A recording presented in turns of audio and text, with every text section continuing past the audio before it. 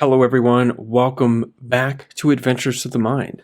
This episode is brought to you by Deep Sky Coffee, locally roasted in Tampa, Florida. If you use the promo code GESSO, you get 10% off your order and you give 5% to psychedelic research. Head to jameswgesso.com/coffee to check it out.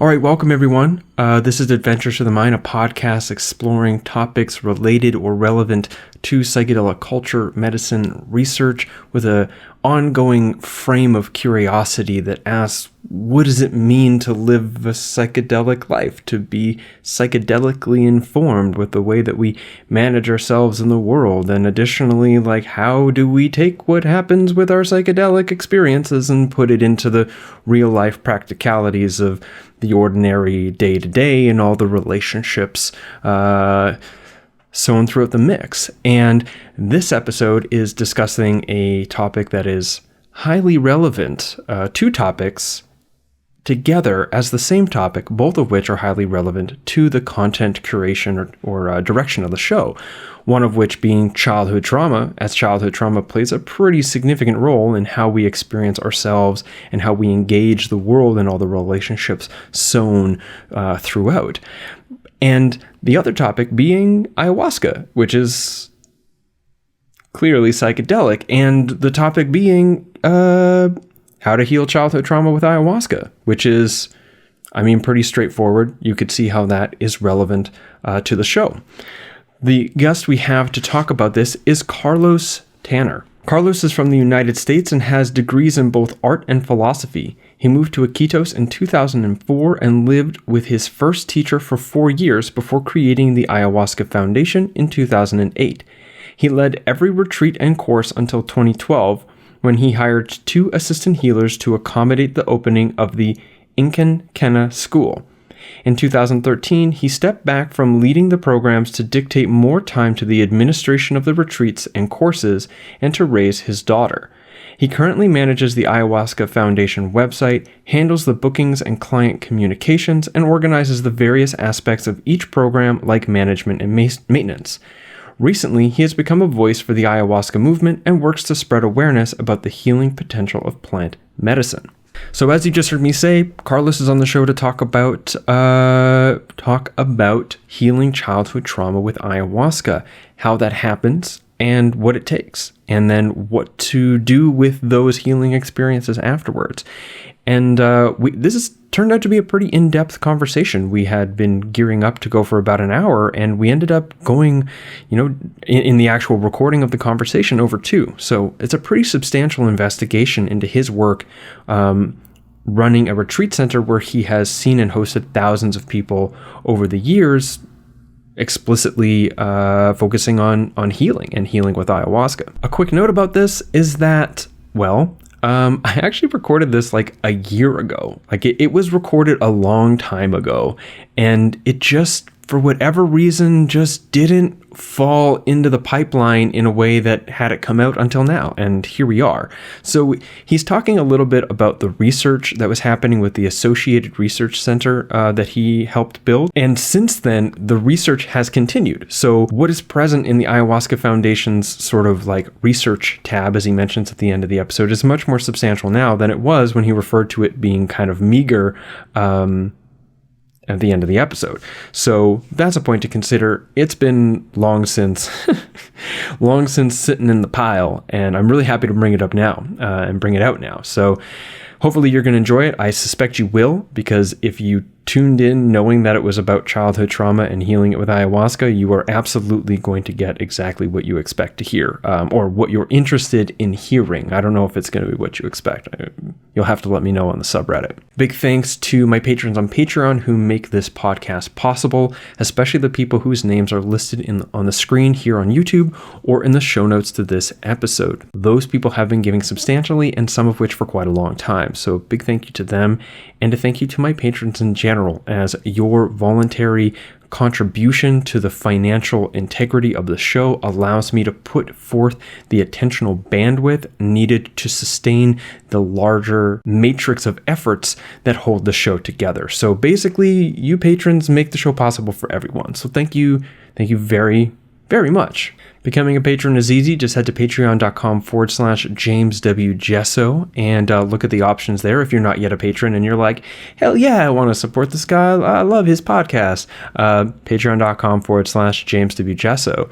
More acute and short-term donations can be made through PayPal or cryptocurrency. Links are contained in the description to this episode. Thank you very much for contributing to the financial integrity of the show. I really appreciate it. That's all for the intro. Please enjoy this episode with Carlos Tanner of the Ayahuasca Foundation here on Adventures Through the Mind, episode 129.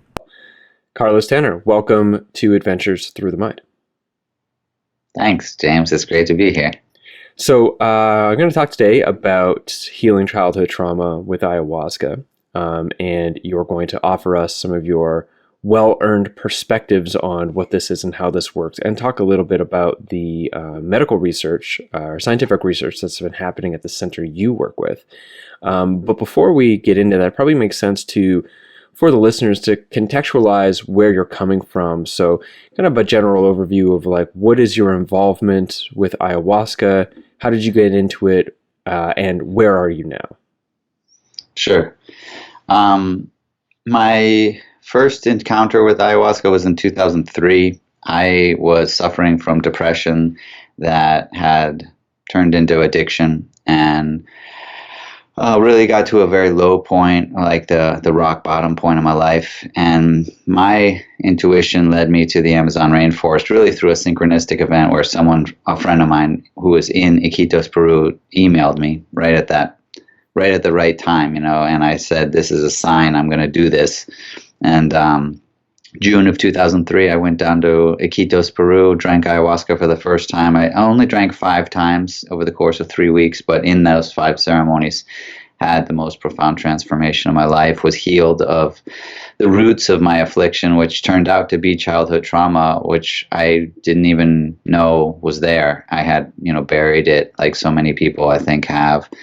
And during that time, also, the curandero invited me to be his student. He recognized in me a special capacity for that path, and asked if I would like to live with him and be his apprentice. So in 2004, in January, I moved to Iquitos, Peru.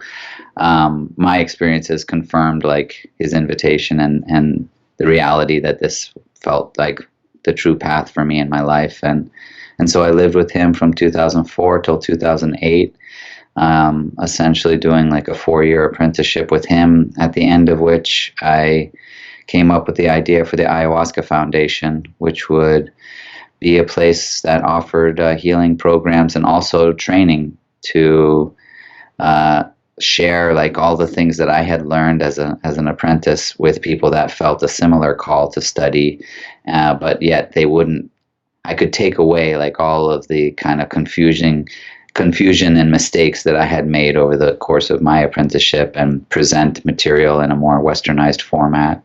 And so we've been doing that for the last 11 years as the Ayahuasca Foundation. And we, in 2017, opened a research center, and magically the right people showed up for that as well, which was Simon Ruffle and Nigel Netzban, who managed to get a grant from the National Health Services of the UK to fund research at our center, which took place last year. And that research focused specifically on healing childhood trauma as well as depression and anxiety. And so it's just been a crazy incredible journey as it's all like unfolded with the most incredible people coming through. But now I actually am not in the Amazon, although that my background might suggest something different. I'm in Massachusetts right now.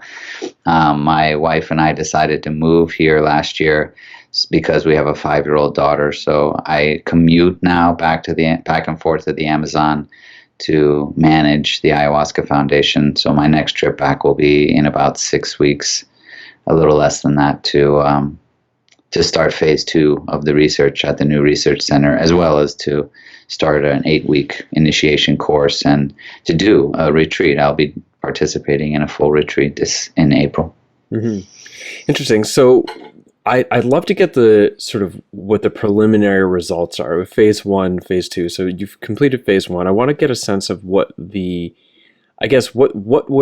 the scientists, the researchers going in looking for, and what did they find? But I don't want to do that yet. I kind of want to get a sense, when we were talking in our like prep interview, we were talking about childhood trauma and your thoughts around how ayahuasca explicitly can heal childhood trauma. And so where's a good entry point there into this discussion? Because there's more than just ayahuasca can heal childhood trauma. There's important factors for context and engagement that make the difference between whether or not it's going to be effective or not. So where's a good entry point here into the conversation around childhood trauma and the role ayahuasca can play in healing it? Sure. Well, first of all, I am not a doctor. I don't come from a medical background. The language that I use is probably not going to be like medically whatever acceptable, perhaps. But I just have a layman's point of view. But I have been able to witness over 1,000 people come through our centers and to be able to observe those healing processes and my own personal process, but also to speak with them specifically about their processes. And so first of all, like the way that I think that the way to start would be to talk about what is childhood trauma. I think that almost every one of us has some form of childhood trauma, but what do we mean when we say that? What does that actually mean? And to me, it means that at some point, and usually with a specific event that created a particular decision, but the event was surrounded or took place in a heightened state of awareness.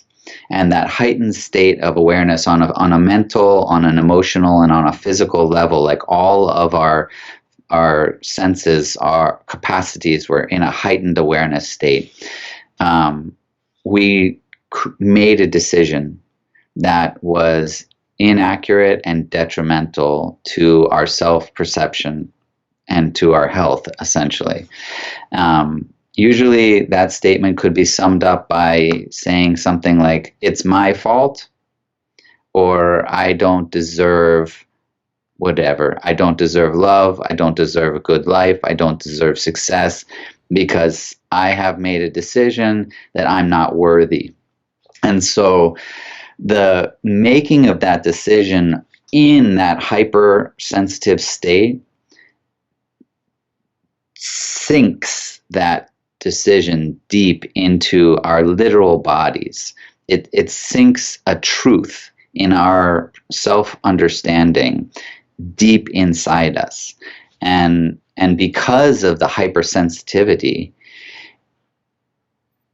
our normal waking life can't access it because we're not normally hypersensitive.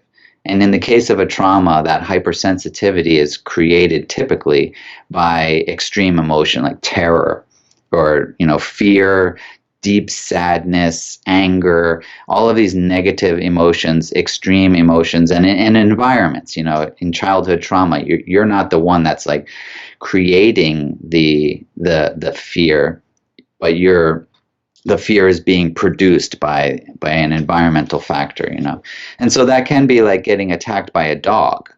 That's like a trauma. And probably a lot of people have had that trauma where they were attacked by a dog when they were small. It didn't mean that they even got mauled or something, but it was enough of a hypersensitive state that now seeing a dog creates this trigger, and they can't like shake it. They can't like get rid of it because it was driven so deep inside them because of that hypersensitive state. And there's obviously a wide spectrum of trauma, but so now going forward, if I can, like, why does ayahuasca work? Like, what's so great about ayahuasca or other psychedelics, but specifically ayahuasca is what I have the most experience with. Ayahuasca creates a hypersensitive state. That's exactly what it does. It is designed to do that. It creates a hypersensitive awareness on a mental level, an emotional level, and a physical level. So essentially, you are able to replicate or surpass the hypersensitivity state that you experienced during the trauma, except that it is not created through negative emotion. It's actually created through positive intention, where you are not terrorized, you're not like angry, you're not overwhelmed with negative emotion during the process. You might be overwhelmed in a certain way, but you're overwhelmed through conscious intention. You're choosing to go into the hypersensitive state by going into the ceremony and accepting the cup. You're capable of using your will within that space, as opposed to being out of control in the determinations you're making or interpretations that you're making as a child. And so because of that, but more so because you're replicating, you're matching or surpassing the hypersensitivity state that the trauma was created in, you are actually able to reach the depth of where that decision, that misinterpretation that became a personal truth in your life, it resides, which is usually in your body. And then you're able to release it. You're able to transform it, like back into the realm of belief or idea, lift it out of your body, back into your emotional body or back into your mental body where it's evaporates, where it's easy to let go of it. And so modern or Western therapy doesn't match those hypersensitivity states. Typically, when you're trying to deal with childhood trauma in a therapeutic setting in the Western world, you're like comfortably laying on a couch. You're not hypersensitive at all. If anything, you're almost like dulled. And so in the process of psychoanalysis, like perhaps you're raising the emotional levels by going into that depth, but you're not combining it with the physical hypersensitivity and the mental hypersensitivity. You're not creating the entire hypersensitive awareness that was created or was experienced during the trauma. But psychedelics do, and ayahuasca specifically, it creates this extremely hypersensitive state. And that's why it's such a powerful medicine, but especially when you're trying to release detrimental personal truths that are buried deep inside you. And then you can replace them too, because in that hypersensitive state that you created a detrimental truth, that same state makes it possible to create a positive, a beneficial truth. And so you can then take a truth, you can release a truth that says, it's my fault and I don't deserve this, and replace it with, I am a complete being. I am a divine being. I'm healed. I have love. I love myself. And those truths are obviously the truths that lend themselves to physiological responses towards healthy behavior. Mm-hmm. So there's a couple questions that are emerging there for me. One of which is a question around the relational context that gives rise to trauma or healing, and another of which is this this accessing whatever the how did you describe it, that sort of like core moment where this belief was seated in the body, and what that's like. So when I think about the relational element, I'm thinking about how, sure, lots of people get attacked by dogs, not everyone becomes traumatized by it though, and that the difference there might be something akin to whether or not, the child that was attacked by the dog or whatever happened had a safe context to enter back into, to be supported in discharging all the feelings around that, And so they can then lean into the impression of, I was attacked by a dog, and also I'm safe and I'm loved with their parent or whatever. And so it doesn't get sort of locked into this particular thing, and then we carry it for the rest of our lives, this fear or whatever. And that this releasing of these emotions in a safe context is an important aspect for the kid of not entering into trauma. Same for a car accident. I mean, I think Gabor Mate says, car accidents aren't necessarily traumatic, because if they were, everyone who had a car accident would have trauma, but that's not necessarily the case. It's not the event itself, but it's how that event is managed afterwards, and whether or not there's an opportunity to clear the emotional overwhelm that was present at the actual event in a context of safety to some degree, that or of caring, that allows those emotions to discharge. And like you had said, like that old impression, the dog will attack me or I'm worthless, can be updated with a new impression, like, oh, sometimes dogs attack. That's very different than dogs will attack me, right? Or I was in a car accident, rather than the impression of like, I'm not safe, period, right? So where is, in the context of healing childhood trauma with ayahuasca, where does this relational element come in? Like, what is its role, if you see it to have a role at all? And additionally, inside of that relational element, what does it look like to move these old trauma impressions from the body out? Because I mean, what comes to mind is sort of like my own experiences and many other people reporting like, oh yeah, they had some great healing, and a vast majority of it was them in pain, like in pain, in worthlessness, on the edge of their life, dying, whatever. They could be in very, very dark places through the course of it, and somehow that's their healing. So, I mean, this is very much like a fishy kind of question, like it's fishing very directly for an answer. So I want you to, like, go against what I'm saying if it doesn't align with what you're talking about here. But there's the general question. That's the terrain, like relational context and like the feeling of these feelings. Like, if you could go into that. Sure. Well, I mean, I think that unfortunately consciousness is so far beyond our ability to understand it, and because we have to use it to try to understand it, we do the best that we can. My language would say interpretation, where you're saying like relational context. Of course, like relational context is a way of describing how we put our thoughts together, like how we relate. And so to me, that's like going to essentially have a very strong influence on our interpretation. Like the way that we interpret our experiences is vastly determined by our relational context, if not exclusively, and so I still say like the misinterpretation. Hopefully you have an accurate interpretation, and that seems to be like what you're describing, like the people that don't get traumatized because they have an accurate interpretation. But when you do have a misinterpretation, then you usually result in having a trauma, like, or at least you describe that misinterpretation as a trauma, and it's a misinterpretation that sinks down to that level. To me, more importantly, is to understand, and it's an opinion I have. I again, like, I don't have any data to support that the hypersensitive state where traumas are created in is even viable. It's just an observation of people talking about their traumas and having my own personal experience. And, if we gave two examples of being in a car accident and being attacked by a dog, if you just imagine those two things, you can say like, oh yeah, you'd probably be pretty like in a hypersensitive state at that time. And again, it's my theory that it requires a equal or surpassing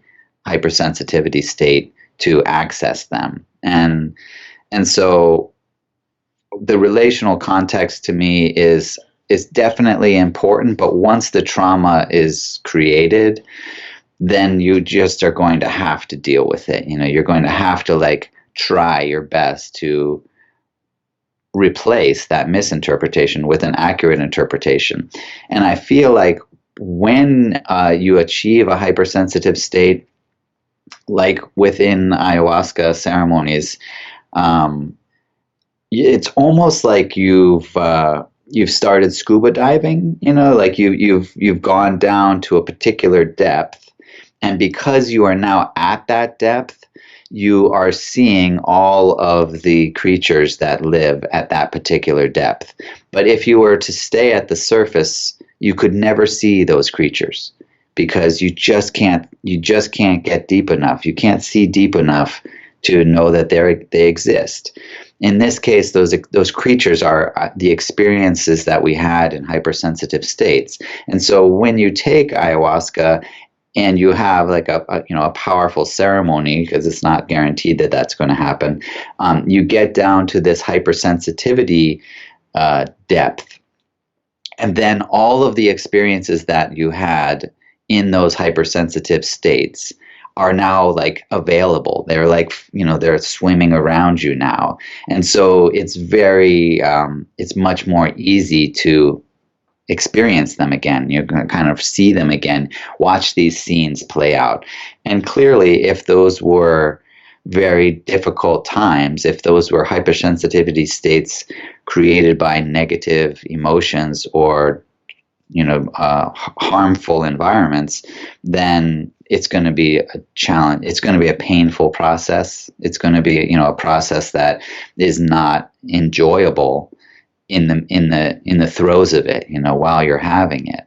But people say it's healing because they're able to, one, like in my case, remember them.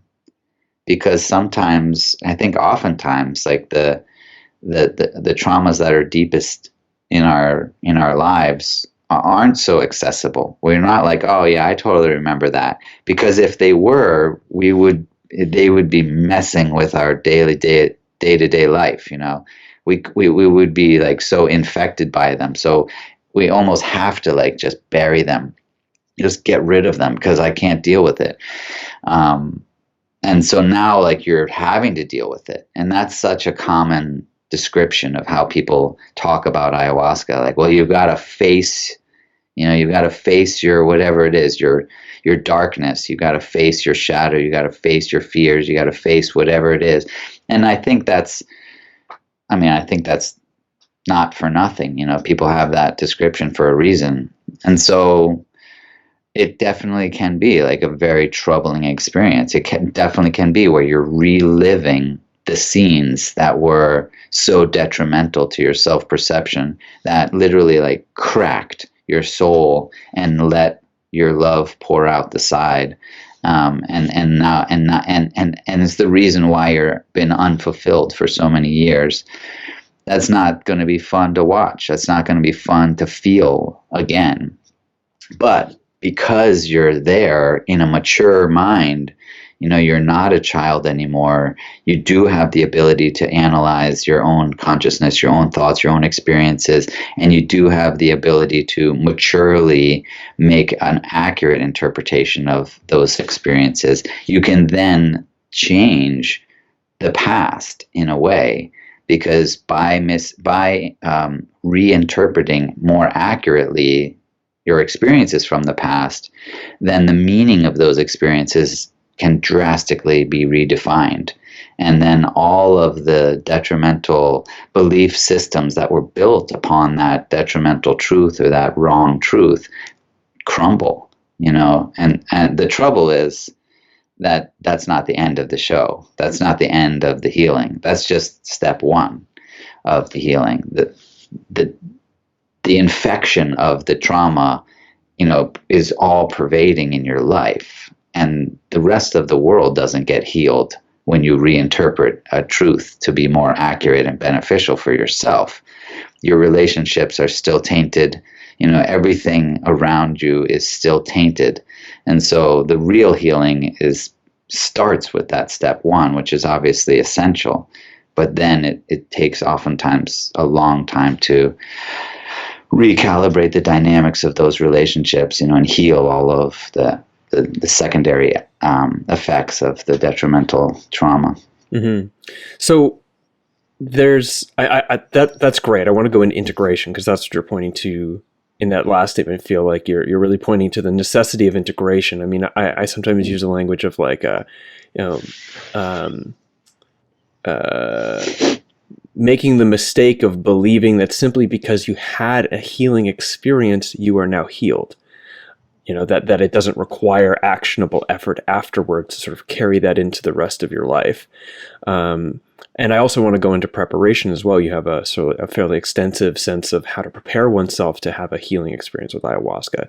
But there's still two pieces here that I feel like I would like to hear your thoughts or clarifications on. And it goes back into relational context and into sort of going down to that sort of like subterranean, the deep sea depths, and seeing the weird anglerfishes and all the rest like roaming around in there. Which is that I'm totally on board with you about this sense of, as in I understand and agree, this sense of being able to go back in to the past and be immersed in it while also holding the adult mind's capacity to orient oneself differently, your language, like changing the interpretation to a more accurate truth or something. And yet, thinking about ayahuasca bringing this hypersensitive state, hold on, let me find the language here. Listening, it makes it seem as though this is an independent individual experience, that by taking the ayahuasca, that is what's going to happen. That I could say, if I'm not considering relational context, that this is just a personal experience that I'm having, where I'm changing my own interpretations by nature of the ayahuasca doing this thing for me, which I don't in any way assume that that's what you're claiming, because I have a greater understanding of your thoughts around ceremony and all the rest. But I'm curious now, because when we're in a place of really being in the trauma, it's not like we always have like, oh yeah, this is just an experience. There's very much at times, in my experience with ayahuasca, that this isn't just an experience I'm having again. I'm really grappling with like, I actually am feeling all of these things right now as if they're true right now, rather than just being in that sort of like meta mind of experiencing it. And those are the times where the only thing that gets me through it is to be able to trust in something that's beyond my immediate interpretations. And that trusting is a relational trusting towards the integrity of the people running the ceremony, to the music, to, I mean, for some people, for myself, to the ayahuasca itself. And so then it becomes a relational context. So I'm curious then if you can maybe talk a little bit about the importance of a relational context, which is, I mean, use your own language here, obviously, which is, like ceremony and the relationships that exist within ceremony to bring about this kind of healing. Because otherwise, I mean, I could drink ayahuasca and go right back into my childhood trauma and be absolutely fucked as a consequence of it, because I wasn't in the right environment. So if you could talk a little bit about environment and relational context. Again, I'm using my languages because that's where I got, but I'd love to hear your thoughts on that.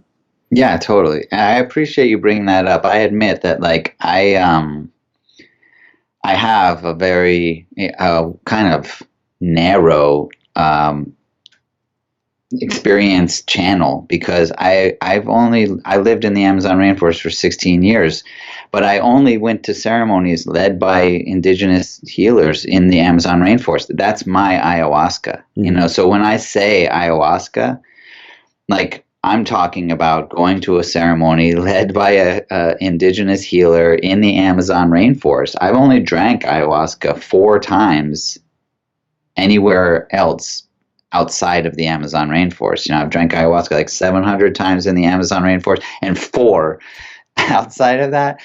And it's so like difficult for me to even imagine that someone might just drink ayahuasca. Mm-hmm. So when I'm saying like ayahuasca, I'm actually referring to this really well-defined science of plant medicine, where ayahuasca is a central part of that science, or that tradition, if you want to call it that.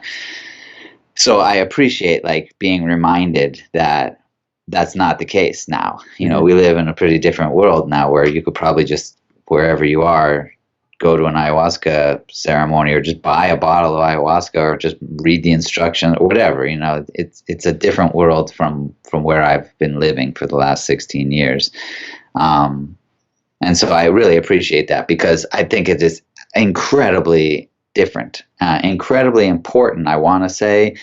But at the same time, like, I'm open to the idea that there are certain individuals that could just drink ayahuasca and, because of the way that they've been developed in their own abilities or consciousness or however, I don't want to discount that. I don't want a lot of people to be like commenting, saying that I'm saying you shouldn't drink ayahuasca by yourself. But I do feel like the influence of the ceremony is tremendous, and the level of trust that you have is absolutely tremendous. You describe something that so many people that have come through our center describe, where because they felt that they could trust the people that were running the ceremony, they were able to like keep going, instead of like resisting, instead of like running away from whatever it was that was essentially the opportunity for tremendous transformation.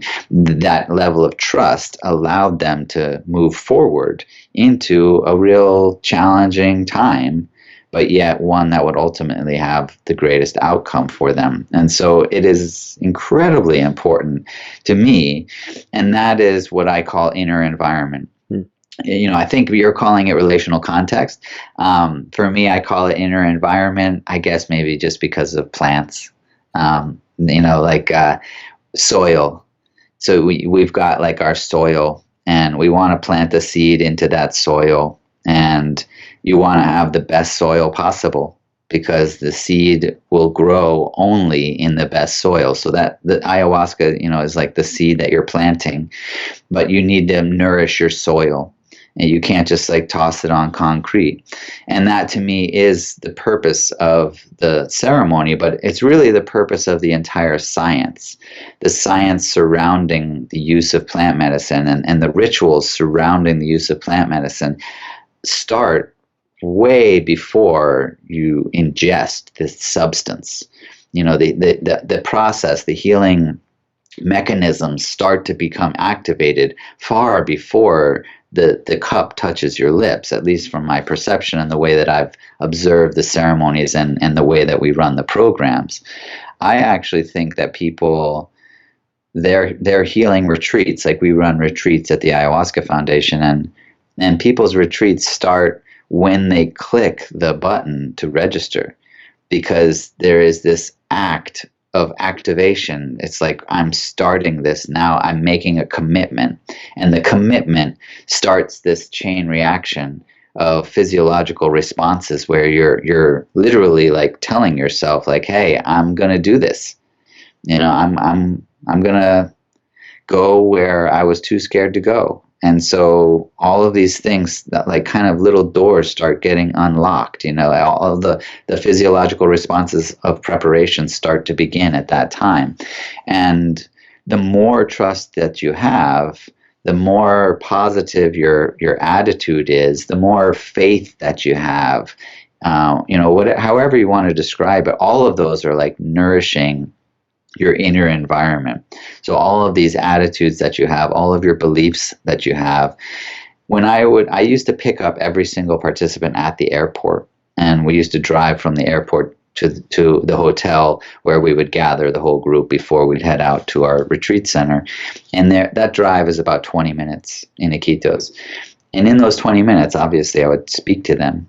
And there were these really key markers that would send messages to me about the level of nourishment in their inner environment that had been achieved. And that was almost an identical correlation to the outcome, the level of healing that they would achieve in their at the end of the retreat. And that's how I came to look more at the inner environment, and also look to find ways to cultivate the inner environment. And one of the greatest messages, the greatest markers, was the phrase, whatever it takes. Mm. Like if someone would just throw out like whatever it takes, when I would be talking about, that it might not be so easy. It's probably not going to be that fun. I hope you didn't think this was a vacation. And their response is, hey, whatever it takes, like I'm in this, I'm committed, whatever it takes, I'm going to do it. And that's not just about healing, that's just life in general, I feel. But it's a great way to kind of sum up how people's inner environments relate so directly to the outcome that they achieve. When someone is ready to do whatever it takes, then they're clearly like paving the way. They're opening the doors to go the furthest in the process. And so, how do you get someone to get to that point, And ayahuasca has so much going for it, because it has an ancestral lineage that goes back before history. You can't find the beginning of it. And because it's such an intact ancestral tradition, indigenous tradition, because it works with plants, because these are beings that are hundreds of millions of years old, these trees, these plants, and all of those factors already tend, for most people, to lend themselves towards trust. We look at a forest and we say, that is perfect. Like that's exactly how it should be. That's life right there. That's gorgeous. Some people might not think that, but most people tend to think that nature has got it pretty done well. They figured it out. Nature's got it going. And that's a big plus. And then there's a perception, an idea about indigenous people, and that they lived in harmony with nature, and that they connected with their environment in such a way that they never destroyed it. And those are also these components, and those have been kind of increasing, I think, in recent decades, where we honor indigenous wisdom. There's the term indigenous wisdom that might not have existed just a couple generations ago. That might not have been a thing that Westerners would have said. No, they said savage a couple generations ago. Yeah, exactly, right. So now we're not looking at people as primitive. We're actually looking at indigenous people as we're the primitive ones, on a certain level, and they're the ones that can help us to civilize our spirits or our souls. And so all of those things are like already working to nourish that inner environment, or to create an optimal relational context. And so then when you take the ayahuasca, already you've got those at play. Already you know to like trust the process. That's another great one. Like, trust the process. When someone's like, well, I started to feel really scared and I just remembered to trust the process, you're like, great, awesome. Because when you trust the process, physiological responses back off. You don't have like, oh, I started to get really scared, but then I trust the process, and there's a literal physiological retreat of the normal like response to fear. And then there are specific rituals within the practice. Ceremonies are held in malokas. A maloka is a ceremony space. So right when you walk into a ceremony space, it's almost like walking in, for some people, walking into their church. Like, something changes just by the nature of the building, because there's purpose infused in the construction. The building is made for a purpose, and you know what that purpose is. And so just by entering it, you don't joke around as much. You're not acting as goofy. All of a sudden, like a shift starts to happen in the way that you compose yourself. You start taking things maybe not seriously, but certainly more solemnly, like more they're important just by walking into the space. But then there's a very common ritual, which is to state your intentions. So when you receive the cup of ayahuasca, you state your intentions, whether you do that out loud or just in your mind. There is this purposeful focus. What are you achieving by stating your intention? Well, you're definitely focusing exactly why this substance is going into your body. And you're doing it right at the moment where the substance goes into your body. So even if you were to deny the communication elements, the spiritual communication elements, which I'm a huge believer in, but I understand that that's a kind of a far out concept for a lot of people if they aren't familiar with the indigenous practice. Just on a physiological explanation, focusing your intention so that when a new experience, a new substance comes into your body, you have love for it, appreciation for it, gratitude for it, then that's going to have a big impact on how your body receives it and what it does with that substance that you've ingested. And so then you turn out all the lights. You can't see. So you're not going to be distracted. The outside world is certainly not what deserves your attention at that time. Even if you wanted to, you can't really pay too much attention to it. And so that brings yourself inward. All of these things, and the songs, the songs that are sung, I mean, of course, there is the purpose within the indigenous culture of the direct communication with the plant spirits, which I definitely believe in. But even if you take that away, the songs are constantly this reminder that of the focus. They're intimately connected to the experience. Ayahuasca, Icaros, they're like one and the same. Ceremony, the medicine, they're one and the same. And so all of it is constantly like keeping you more and more focused on the goal at hand. And then even the hypersensitivity becomes enhanced. Obviously, the hypersensitivity will be enhanced by darkness. If you just went into a pitch black room, you become more hypersensitive.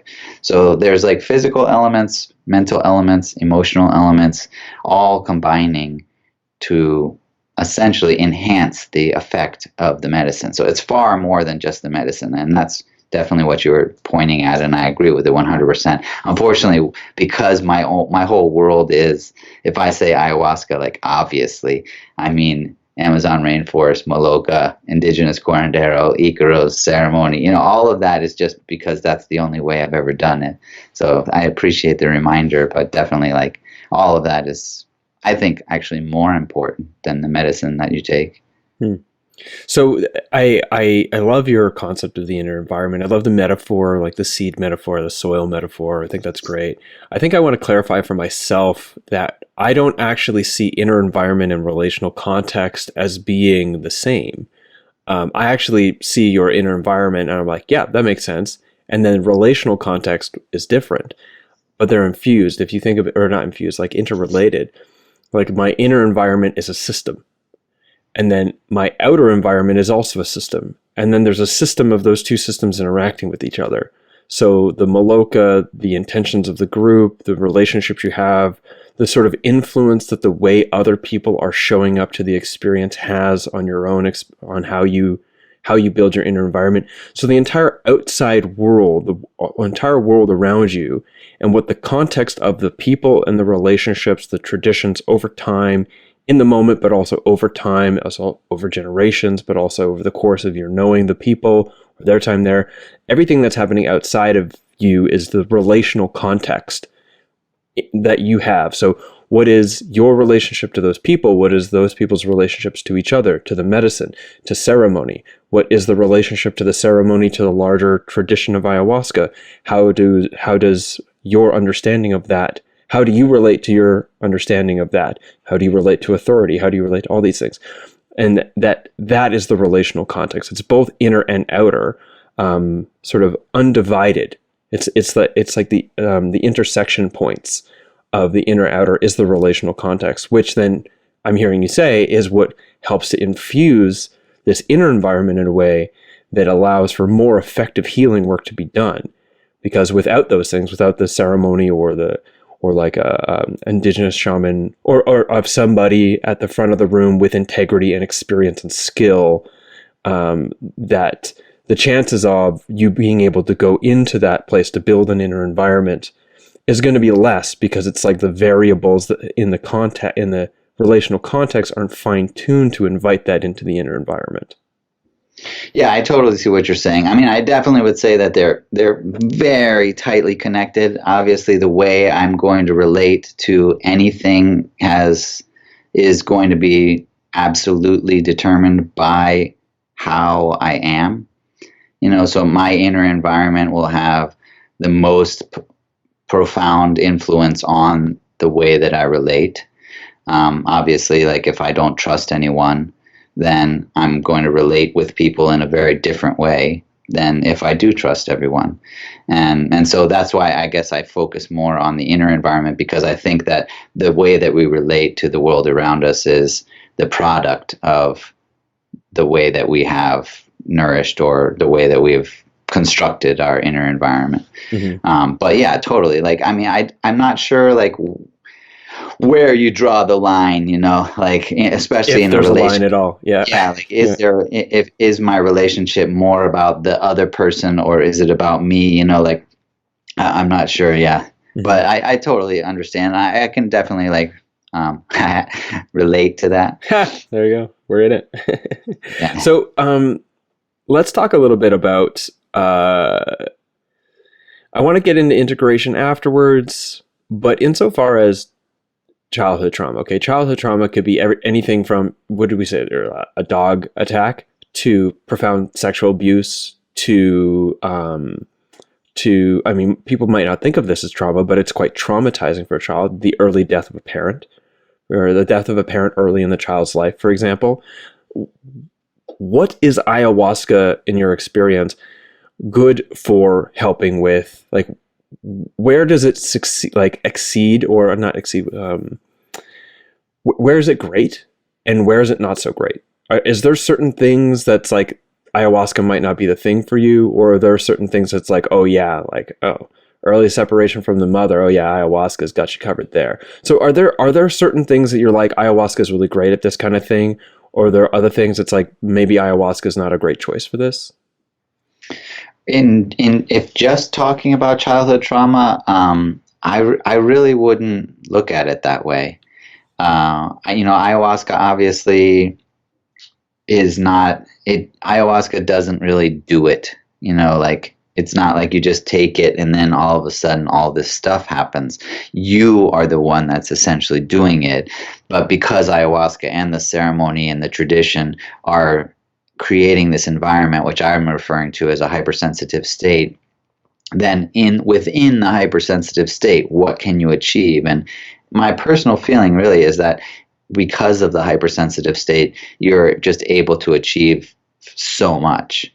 Now, I definitely acknowledge that there is, I would say, a very profound spectrum, like a very large spectrum of trauma.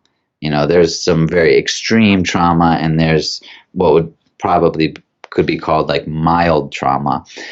Although to a person, I'm not sure if that that's a spectrum looking at the population, but on an individual level, you have your personal spectrum, which is essentially the worst trauma you've experienced and the least trauma you've experienced, and that worst, it will always be the bottom of your spectrum. Each individual person has their personal spectrum, and everyone has a worst. And so the worst on a personal level is always just the worst. It doesn't, do you know what I'm saying? It's like, it takes like looking at the vast population to then say, oh, well, that person's worst seems like worse than this person's worst. But you don't experience it that way. You don't feel it that way because you've never experienced worse than your worst. I'm sorry for saying that word over again, but I think you know what I'm talking about, right? And so to me, like entering into the hypersensitive state and then what you can do with it, there's just so much more potential than without having the hypersensitive state. And by that, I don't, of course, I mean like the entirety of the tradition, because it's not just the hypersensitive state. Hypersensitive states are why you have traumas. So it's not like just having a hypersensitive state works, but it is the feature of the ayahuasca that I look at the most, I credit the most with gaining access to the damaging truths produced by traumas and the ability for us to replace them. Does that make sense? Yeah, it does make sense. It reminds me of Viktor Frankl, Man's Search for Meaning. He says his metaphor is something like, it's like smoke in a room. I think explicitly used the word trauma, that it's like for each person, it's like smoke in the room. For everybody, it's like something different is burning in there, but nonetheless, the room is filling up with smoke and it clouds your vision. Or clouds your ability to see clearly or breathe fresh air or whatever the extension of the metaphor.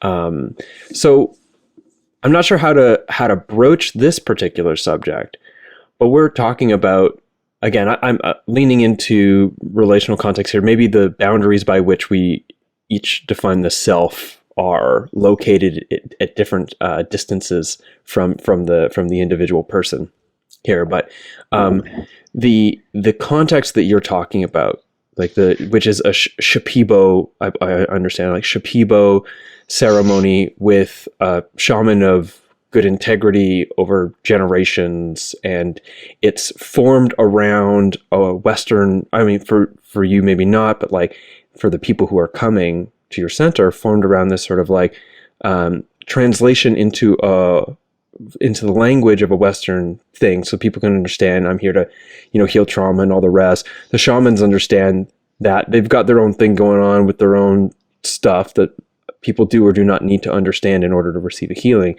but it's sort of contextualized in this way for people to heal. And you've referred to spirits, and then you've said, I believe that, but also one does not need to believe that to get the positive benefit out of the ayahuasca. One does not need to believe they're in relationship with an intelligent plant spirit that's healing them in order to receive some sort of healing experience. So then, in that understanding of childhood trauma and healing it, where do these things fit in? In the sense of where does plant spirits come in, and in particular, where does the belief of malevolent entities come into this, and also where does the tradition of I think it's like magic darts or dark sorcery come into your understanding of the healing power of ayahuasca? Oh, well, just that little question. So, yeah. Well, I'll try to take those a couple, one at a time. I've been talking about ayahuasca for a long time in my life, and obviously I've run up against some resistance, the greatest resistance being the acceptance of spirits. If I say something to the nature of, and that's when I met the spirit of this plant, that's a sentence that I recognize. A lot of people, it does not register. And unfortunately, it might discredit their respect for me. They might just say, well, you just lost me there, and now you're just off the deep end or something. You're talking about like having plants come and speak to you. You're in a fantasy world now. Yeah, right. Yeah. You're hallucinating, And so for that reason, I have found that I prefer to not use those terms, just because I feel like there's a way to describe them with a general acceptance. Now, with the right people, obviously, when I talk to the curanderos that I work with, I don't say consciousness once, because that's a term that they don't even relate to. But I've found that I've kind of replaced spirit with consciousness, because consciousness is not a crazy term. Everyone accepts, yep, I'm a conscious being, consciousness exists, and so it's quite simple for me to still get the point across, but using terms that people might actually stay with me on, and follow me and listen to me. And so for that reason, I'm not so concerned about how you describe it. Like, I've had experiences that for me were impossible for me to interpret them in a different way, personally. But someone else might have had those exact same experiences and say that I was hallucinating, or that my consciousness created it, or whatever it is, I don't even care. Did you get healed? If the way that you describe it is that you had a hallucination, or that your consciousness reached a depth that you normally couldn't, or that you interacted directly with a benevolent being that guided you towards this healing practice, like, all of that is irrelevant because it's simply a description. And the what is relevant is the actual outcome, the effect. And so for that reason, like I speak in that way, And can I just jump in here for a second? Yeah, totally. Just for a point of clarification. It's irrelevant interpersonally in some sense. Like everybody can interpret it differently, their experience, but it is relevant in the sense that how, like the interpretations that are drawn, because you talked about interpretations being, how the interpretations are drawn and what the personal meaningness of those interpretations are is important for the individual healing experience. But objectively, if you believe it was a hallucination, or you believe you actually interacted with a benevolent plant spirit, if it feels on a deep meaning level that what you've done is now reinterpreted old experiences that leads to a long-term process of healing and wellness and all the rest, then that's what matters more so than what the story is. Am I understanding that correctly? Yes, completely. Okay. Yeah. No, I agree. Like, and it's obviously complexity. Do I think that spirits are with me all the time? Yes. And by thinking that spirits, or really, thinking doesn't even sound right. Like, I know that spirits are with me all the time. I know that spirits are guiding my life. And so what is the impact of that knowledge on the way that I choose to live my life? Well, it has a tremendous impact. If I was to think that it was just a hallucination, I don't think that I would be able to carry that same impact into my day-to-day life, into the future of my path forward, So I do think that it makes a difference.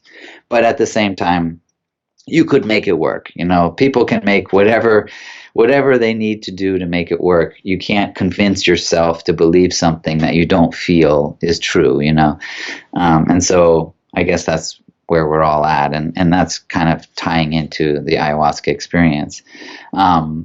So how does that, how does that relate? Like, how does thinking about spirit and looking at believing in benevolent beings, that would be it, like if you believe in benevolent beings, then you are extending this trust beyond yourself. Like a hallucination, if you think that it was a hallucination, then it's just yours and you can still kind of feel like you're alone in the world, you're just an individual on the planet. But once benevolent beings become part of your reality, the framework of your reality, now you begin to have like an interconnectedness. Now you begin to have a synchronicity. Now you begin to feel like there is something being opened for you. Opportunities are being created for you. There's a reason that that you will meet the right person that you need, which is a literal explanation of how the research center happened for me, where I got an email offering a grant to build a research center. I accepted it. I started to build a research center. People constantly asked me, what are you going to be doing in the research center? I said, I don't know. I'm not a researcher, but I know that this happened for a reason. And so I'm sure that by the time I've finished building it, the right people will have arrived. And they did. And you could say that's a coincidence, but there's a bunch of ways of looking at it. The way that I look at it is that it was part of a plan, that benevolent beings, or the spirits of plants, quite literally created this plan, that they've have me, as someone that believes in them. So they have put forth this plan for me. And I think that by believing that, it does lend itself to becoming the reality, and I think that if you talk to anyone, whatever their success story is, you're never going to get to a point where they're like, yeah, I knew I could never do it. That's not a common phrase. They're like, I just kept thinking that I'm going to do it. They just kept believing that they would do it, whatever that is. Now, when it comes to the darts, when it comes to the dark energy and the wait, now let's pause for a second here. Sorry. Maybe I there was a bunch in that. So if I'm missing something, go ahead. No, totally. I just want to just comment on something here, which was just like pointing out again, somewhat with like a mischievous satisfaction in myself, how you are now also talking about shifting the relational context in which you exist, which changes your inner sense of reality and your inner sense of capacity, because now of believing in benevolent spirits and all the rest. So I'm like, in my mind, I'm like, yeah, relational context, you're coming in again, positive. But also too, just leaning into you talking about the positive impact of this, shifting in belief about the nature of reality. But also, again, that isn't necessary to believe that as true in order to have experiences with ayahuasca that lead to healing childhood trauma. Precisely. Because I just want to make that really clear for listeners who are like, because I have a lot of listeners who are much more maybe on board. Like if we were to make a divide between like, I don't know, like 100% it's totally real to 100% it's totally psychosis, that they're like, and I'm sort of like in the middle, slightly towards not so sure if they're real. I think that there's a lot of people that listen that aren't really on board with the spirits thing, and then there are a lot of people who really are. So I just kind of want to like clarify that particular piece, essentially. Yeah, no, I think that you've definitely hit it on the head. Like I don't we're getting into the depths here. I'm kind of opening up in a way that I don't normally open up. To the average person. I kind of stay in a consciousness lane because I feel like it is just the most widely accepted. But if you want to know my personal truth, which I'm now sharing, like it's deeper or different, I guess, than the consciousness lane.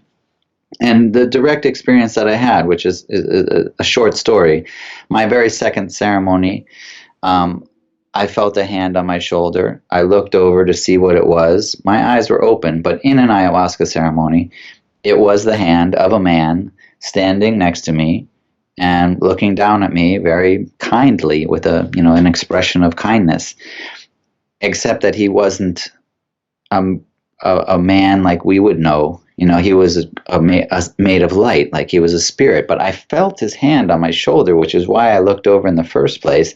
And my eyes are open. He was so real. Right at that moment, my friend in the ceremony called over to me, Carlos, I'm looking over at you right now, and it looks like there's a man standing next to you. And I was like, yeah, I know. I'm looking at him. Yeah. I said, but it's okay. He's a good guy. Like I could just tell the same way you can tell when you meet someone that they're a good person. And she was like, are you sure? Because it's freaking me out. And I said, no, it's okay. He's a good guy. And, instantly I was like, okay, well, she can see him. I'm looking at him. She's looking at him. We're both looking at him. I can feel him touching me. So I put my hand out and shook his hand. I introduced myself. He introduced himself. And then we spoke. That moment for me, that's all I needed. That was my second ceremony, which I think was important. Maybe if it had happened like in my 100th ceremony or something, I would have had built up like my own ideas. But it was the second ceremony. So I was like, holy shit, this is real. Not just that he was like some dude either. He was a very close person in my childhood who had committed suicide 6 months earlier. I hadn't seen him in 10 years. I hadn't talked to him in 10 years. I hadn't been in touch with him in 10 years. He was my godmother's son. He was 10 years older than me. And so when I was 6, he was 16. I would stay over at his house and wake up early. We'd collect worms. He would take me fishing. He was like a mentor in my life. But because of the age gap, like he went off to college and, whatever, our lives went in completely different directions. He ended up living on the West Coast. He was in the military, whatever. I never talked to him again. Like I didn't talk to him for 10 years. And now here he was. And yet he had died. And so, yeah, I mean, maybe you can imagine like my mind was like blown. But it had a very specific impact on my belief system. At that point, I believed in spirit. So yeah, that's why I believe that, that's why I have that way. And everyone would. Like you can think UFOs aren't real. And then one lands in your backyard and now you think they're real, and so I get it, it does make a difference. I think it does have an impact, but at the same time, being different doesn't mean that you can't achieve your goals. Just having a different interpretation doesn't mean that you can't achieve your goals. And I certainly agree that people can be healed without ever believing in plant spirits, for sure. Mm-hmm. I also want to lean into saying that, like, there's, well, what one thing, there's multiple things. Oh my God, here we go. One thing is that I think it's important for me recognizing that simply the fact that you believe it, and even for myself, I've had similar-ish experiences, and I'm much actually closer maybe to saying like, yep, I believe that these things are real than not believe, does not actually mean that they are real by any means. Like that, like me experiencing it subjectively, even if I'm like 100% convinced and a couple other people are in on it, doesn't necessarily mean that it's real, even if it's there, And I think there's something there that I want to be cautious about, a type of thinking that's usually not intentional. It often comes out with atheists, which is this sort of like, yeah, I respect that other people have religious beliefs and they can have their beliefs. And I respect that.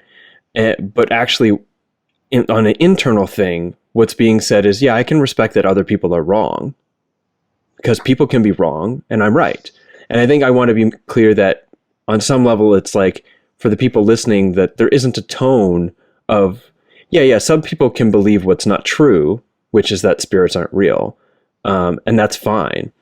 But the fact that for myself, I'm still very agnostic about it. Yes, I believe that they're probably real, but I also recognize that I don't actually know. And I might not ever know beyond that degree of until like a bunch of people can all come around and all see and meet this spirit in some way. And I get like 20 or 30 people describing the same experience in different contexts or something. Then how does it become objectively real?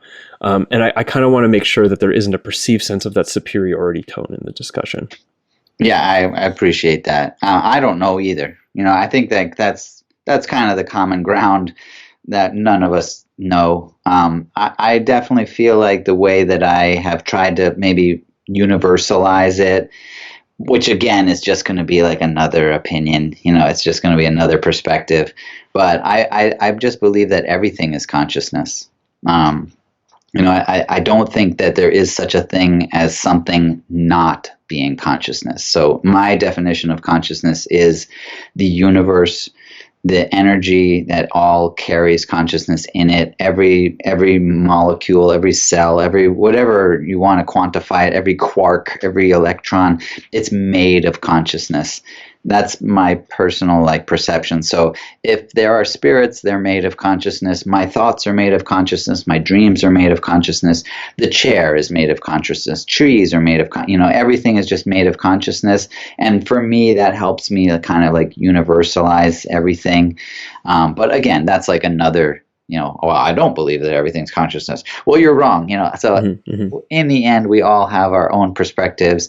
From our perspective, we're always going to be 100% accurate. The way that I look at something, I will always be able to see it accurately. But no, in the sense that you are accurately seeing what you're seeing. Like, yes, what I believe is 100% correctly what I believe, which doesn't necessarily suggest that it's real. Although I can respect and appreciate that there are likely people out there who do not go through what might be compensational mental gymnastics to make up for a deeply ungrounded and disoriented sense of place and reality as a consequence of generations of immigration and displacement from peoples and stories, all the rest in the modern world, that we put this benevolent sort of like a shroud on, and we call it understanding that we might not believe that it's real, it might not be real, personal belief stuff, that some people are actually like, nope, I am deeply connected with what is real and what is not, and this is real and that is not. And I can see and respect that, and not from a superiority place, from a place of like, yep, there's a good chance that I'm fundamentally wrong about all of this too, and okay. And some people don't have that sense of needing to balance the angles, and they might be more correct than I am. I don't know. Well, that's what it is. I mean, we'll never know, I guess. To me, I guess I would want to measure it more by the outcome. Mm-hmm. Mm-hmm. Like if this is the truth, then how's your life, Yeah, if that's your truth, do you not think your life could get any better? Are you just 100% satisfied? You're completely fulfilled? Then awesome. Then keep that truth, right? Why change a system that seems to have the best outcome possible? Mm-hmm. And if Yeah. you're not, then maybe there's some wiggle room in there to make some changes in the way you look at the world that might result in being more fulfilled or satisfied with who you are and the life you're living. Sure. And that comment goes well beyond discussion of whether or not spirits are real. I mean, that's very Right. much looking at like how rigid is your perception of reality, and perception of yourself. And I think the softening of that rigidity is essential for any type of healing or transformation process. Another thing I want to point at, I thought was interesting, was this correlation between connecting with somebody who from your childhood was an anchoring or an orienting point for good relationship and good life, who you said committed suicide. Is that correct? Yes. Who committed suicide, which I assume was wrapped up in a lot of depression and other types of suffering to get to that place. To show up in your second ceremony when you were down in Peru doing these ceremonies, because if I remember correctly, you were really depressed. And did you say in the beginning that you were like on the edge of your life or something like that? I don't remember exactly, but it was a very serious place that you were at with your mental health that brought you to Peru. And in your second ceremony, you have a connection with this person who was somebody who had this role in your childhood, who also was somebody who just killed himself, who is now showing up, bringing you an experience that would, a perspective maybe, that would help inform the transformation of your life out of a trajectory that might have brought you into the same decisions that he made. Totally. I mean, dude, I've thought about it a lot, Yeah. Of course, I've looked at it from a lot of different angles. I think that we're always going to fall back on whatever our relational context or our inner environment, however you want to describe it, but we're always going to just, whether we can change it or not, we're kind of set up a particular way. Like, I'm going to have an experience, I'm just going to interpret it the way that I do. I can always like play around and analyze the interpretation, but there's always going to be kind of like what feels the most, Mm-hmm. I can think about it 100 different ways, and I can be like, maybe it could have been right on, but this is really what it felt like, Yeah. That what was interesting to me was that, my godmother and my mother were best friends. That's why that was my godmother. And so when he died, my mother told me, she said, so I was living in Peru. I'm sorry, I wasn't living in Peru. I was living in Massachusetts, but I was in just living my regular life. And my mom said, hey, your godmother's son died. He committed suicide last week. And I was like, oh man, that sucks. But I had it had been a decade since I'd talked to him, or seen him, or anything. I knew nothing about him. But I knew that had happened. My mom told me, like, hey, he died. But I didn't think about it. Honestly, I mean, no offense to him, but I didn't even think about it for an hour. Like, I talked to my mom on the phone, and she told me he died, and I was like, that sucks. And how's my godmother doing? And they're going out for the funeral, and okay, well, shit, that sucks. And then my life went on. So that was super surprising to me when here he is, like, in my life again. I couldn't like connect it to I would have had to enter into like the incredible complexities of subconscious to like figure out that somehow I conjured it, Mm-hmm.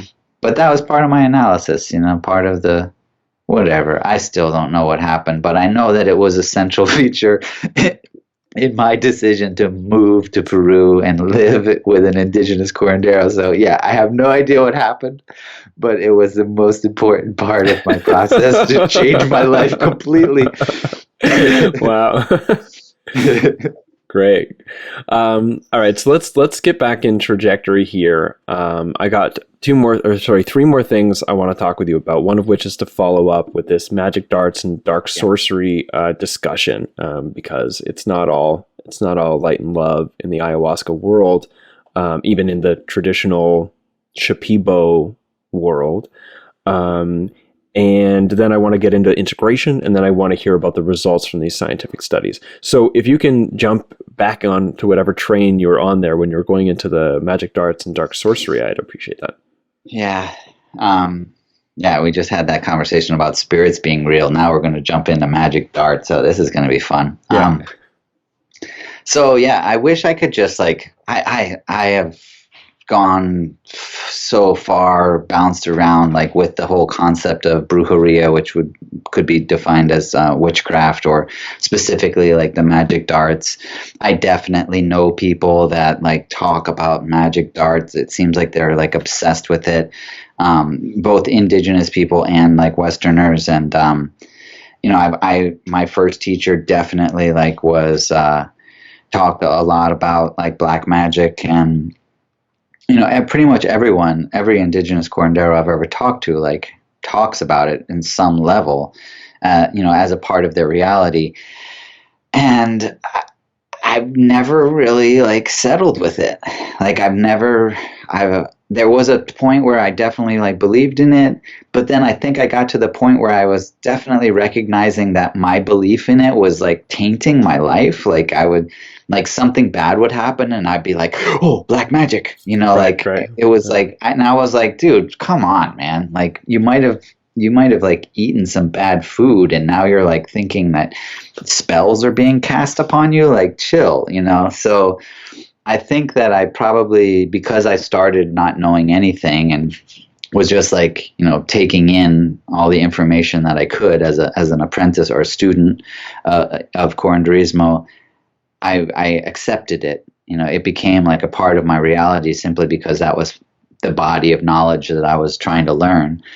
But then through my own experiences, I just started to not resonate with it. You know, I just started to feel like, yeah, I don't think I'm going to go this way, you know?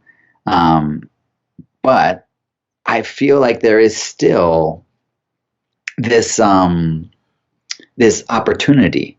Like, I feel like within the belief, which I would, I guess, say my personal view is that that's why it exists, is there is this opportunity. So say like something is wrong in your life, but you can't put your finger on it, you know, something's just wrong. And now you define it as black magic, but you have this mechanism, this treatment protocol that will remove the black magic. And so what are the implications of that? You know, like what is the implication? Because I've been there. Like there was a point, you know, where I certainly believed in black magic, and there was a point where I was having black magic done to me. But then that was followed by a point where, you know, that coincided with first my teacher recognizing that I was having black magic done to me, and then that I needed to do this. And so I did this kind of series of baths, and then he worked on me like in ceremonies, like singing songs where he would sit right in front of me, and then no black magic. And not only that, but I felt like I was now protected from black magic.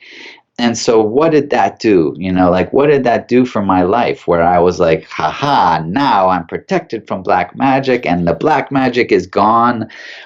Blue skies from now on, you know, like, so I can't not acknowledge that there is still some of that element to us, you know, like if there's a part of you that you can't really figure out what the problem is, by identifying it and by putting kind of like a face to it, you could say, and that's how because I'm going to like go there, and you didn't talk about it, but I think it fits, is demons. I just in my head right now. So yeah, please go there.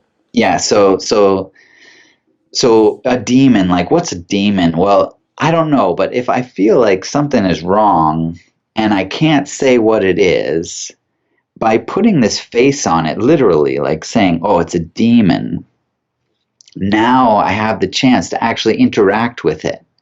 I have the chance to enter into some consciousness conversation with this demon. A relationship.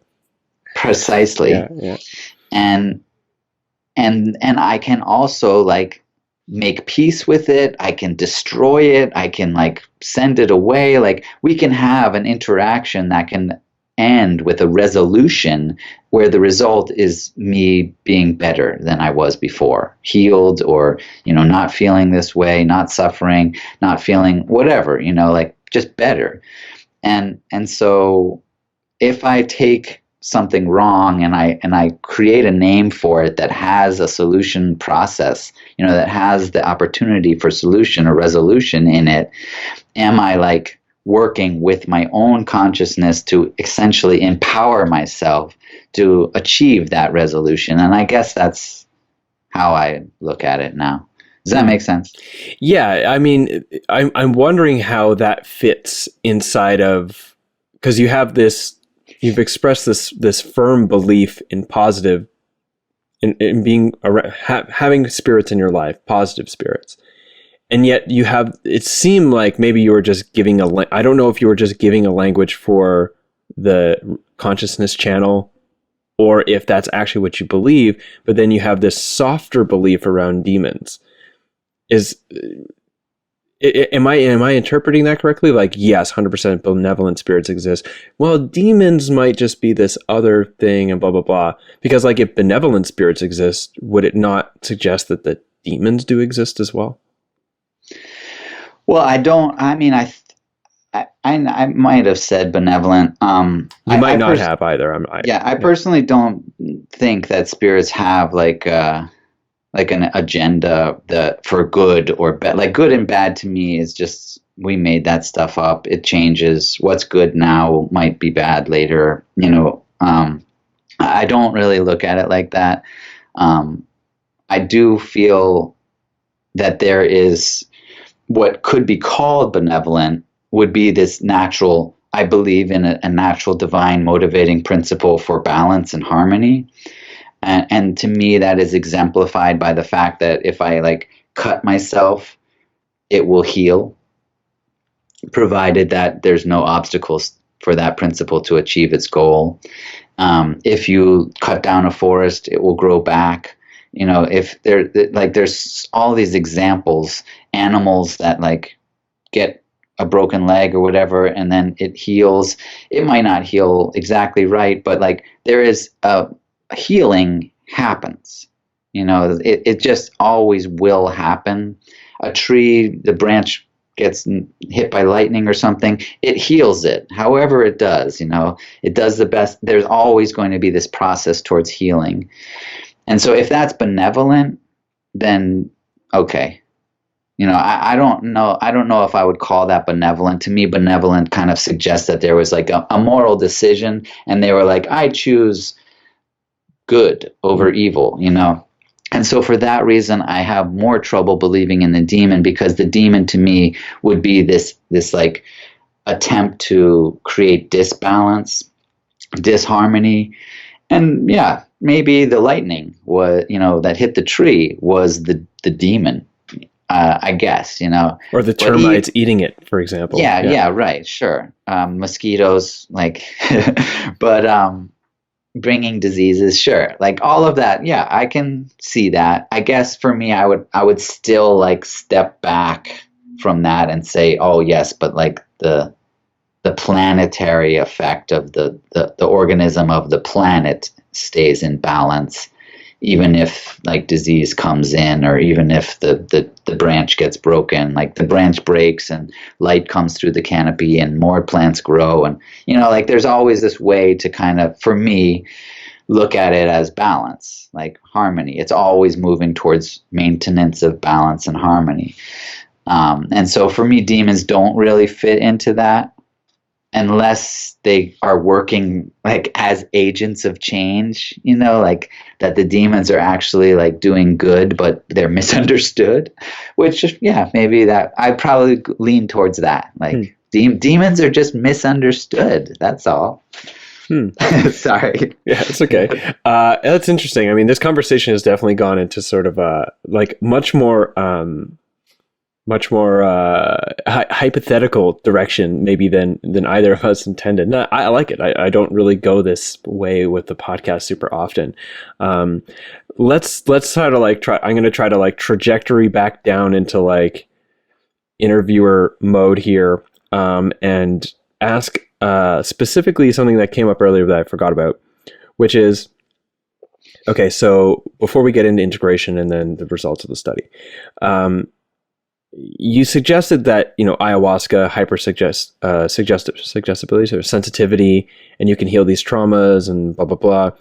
What about when that trauma is, was the events required to activate what is now a psychiatric issue, such as bipolar disorder, for example, or other things that could, certain models would look back on and be like, okay, well, yeah, it was actually early childhood trauma or trauma on some level that activated this situation, but now this person is in this neurophysiological disposition. Where does that come into play? Like, do you screen people for things like bipolar disorder or whatever other sort of like no-fly zone conditions might be because of a psychiatric issue? And how does that relate to childhood trauma? Can somebody who it has childhood trauma and they also have bipolar disorder, like, is there a capacity to heal the bipolar or heal whatever the psychiatric, like, neurophysiological issue is now by resolving those inner experiences? Or is there a line there where some people, it's like, well, the intensity of ayahuasca likely isn't the best solution for your healing process? Yeah, I mean, yes. The answer is yes, we do screen people. I will say that it is very rare that we turn someone away.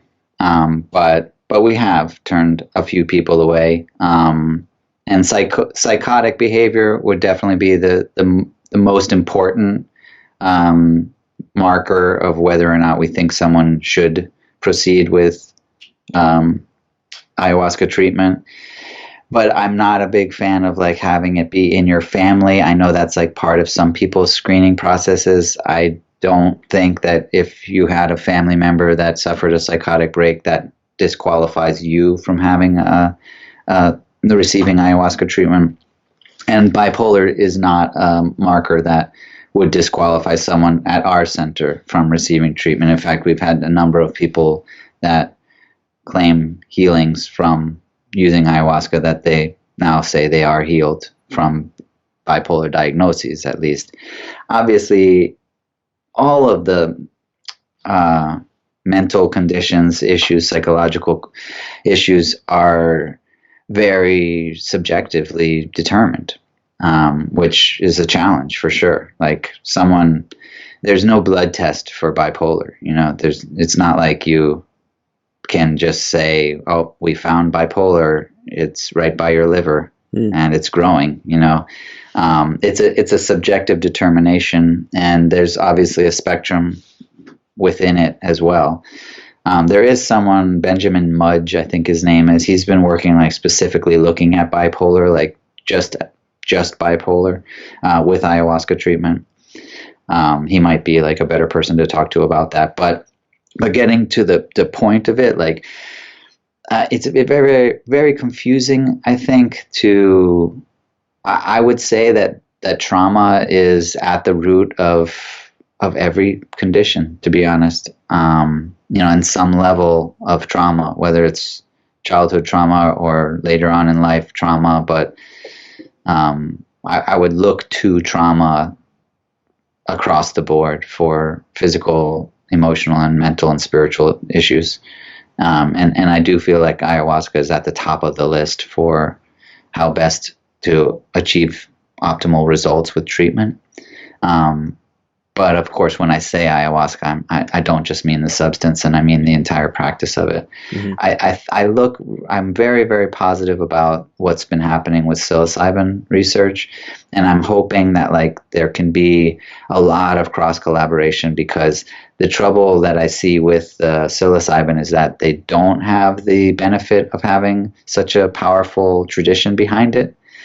So the way it is employed and used is still kind of like in a pioneering stage, but I think that we could learn a lot from looking at the way that the traditions of ayahuasca have been developed to guide the development of the psilocybin cubensis therapy movement, I guess you could say.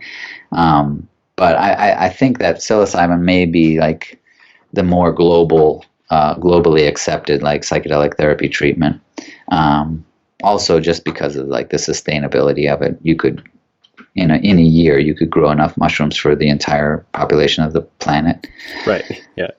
So this brings another question. I keep saying that we're going somewhere else, but I am curious. Like since you've got such a long immersion in translating you have a long history and good experience translating your deep immersion in Shipibo ayahuasca traditions into helping Western people heal childhood trauma and better their lives, to ask you about these things, because you have a unique perspective that might not be that of a medical professional, but it's of somebody who's been like deep in the work and watching it unfold in a positive way. So you have essentially all this clinical experience without being a clinician. And given that ayahuasca, we've talked about it bringing about strange and interesting experiences. It can manifest in really grand experiences that are far beyond the individual self, which might include connections with people who have died, or people you've never met, or what is often called ancestors, right? Or like the people from which we have come. And I'm curious now, especially recognizing in the last whatever amount of years, the acknowledgement of the impact of epigenetic changes producing negative outcome in people's psychological history or psychological dispositions in adulthood, linking to this idea of intergenerational trauma factors or inherited family trauma, depending on the angle of approach that you're looking at it from. What role do you see in ayahuasca here to connect with this ancestor healing or inherited family trauma? Where does that come into play? Does it come into play? Is it all still about the individual in the long run? I don't know. I don't really know where you are in that. So it's sort of a broad question, but I'm curious your input. I mean, it's such a interesting topic for sure. And epigenetics is part of the research that's been done last year and will be greatly expanded in our phase 2 research this year. But even before that, really thanks to Bruce Lipton's book, Biology of Belief, that's how I was introduced to epigenetics. And he discussed Robert Williams' Psych-K technique. And so 3 of our facilitators got training in the Psych-K technique, and we started like using epigenetic reprogramming methods in our retreats and courses, and they were incredibly valuable. Like the synergistic connection between going into the hypersensitive state of ayahuasca and working with purposeful, intention-driven epigenetic changing seemed to be a fantastic marriage. So my perception of like the ancestral passing on of trauma is still like within the same language, I guess, of understanding. Like I feel like a detrimental truth was created, and that detrimental truth essentially got passed on as a truth. The way that we pass on our culture is essentially that we pass on a collection of truths that creates the paradigm of reality that we live in. And so if that paradigm of reality is based on traumatic truths or, inaccurate interpretations, then they will also be passed on as truths, even if the person did not experience any hypersensitivity, to create that personal truth in their own way. Does that make sense? Mm-hmm. Mm-hmm. And so by working with ayahuasca, like those can be like revealed and certainly replaced. I think that it's a little bit different of a process than I think it's a very different process than dealing with your own personal traumas. The hypersensitivity state is going to give you that access, but in my experience, like ancestral trauma, it wasn't something that could be directed the way that your personal trauma can be.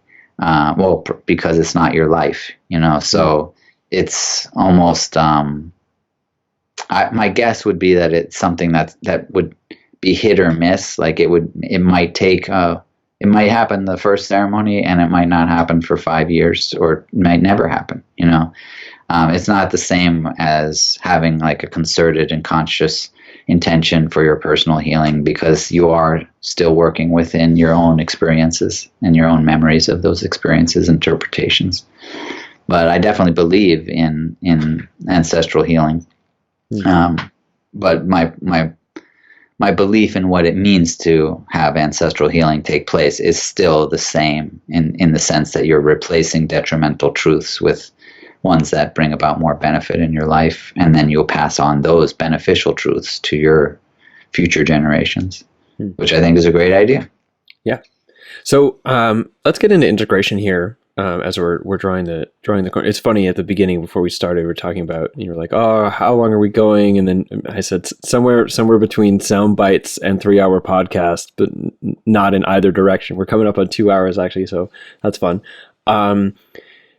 Let's get into integration, and to whatever detail you feel is necessary, but sort of like a broad stroke of what it is and why it's necessary, specifically with ayahuasca.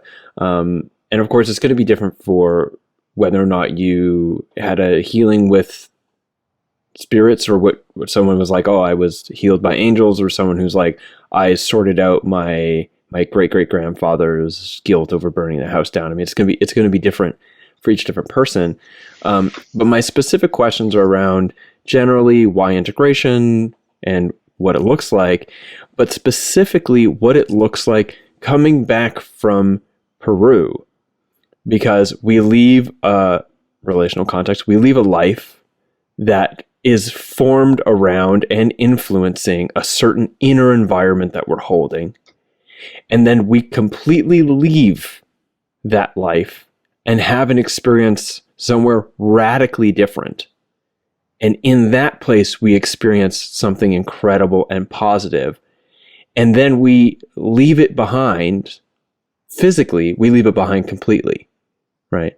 To go back to the place that we just were, ultimately unchanged, the environment, the place, unchanged by what we went through.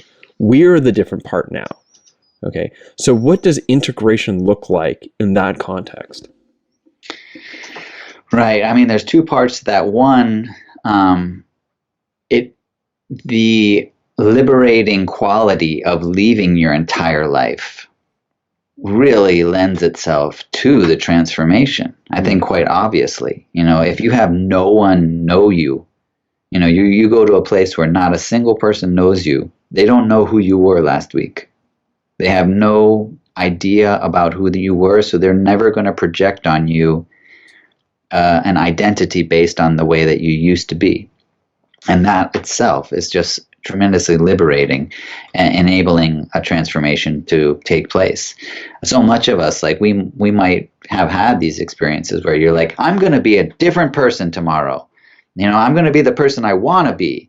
And then you're like, hey, friend, hey, family, hey, strangers. And they're all like, dude, I know who you are. You're not this, quit playing games, bro. Like you're the you that you've always been. You're like, crap. Mm-hmm. But that doesn't happen on a retreat or in the middle of the Amazon rainforest. And so, there's just so much potential for you to explore and kind of determine who the you that you want to be is, especially when it's a healthier you.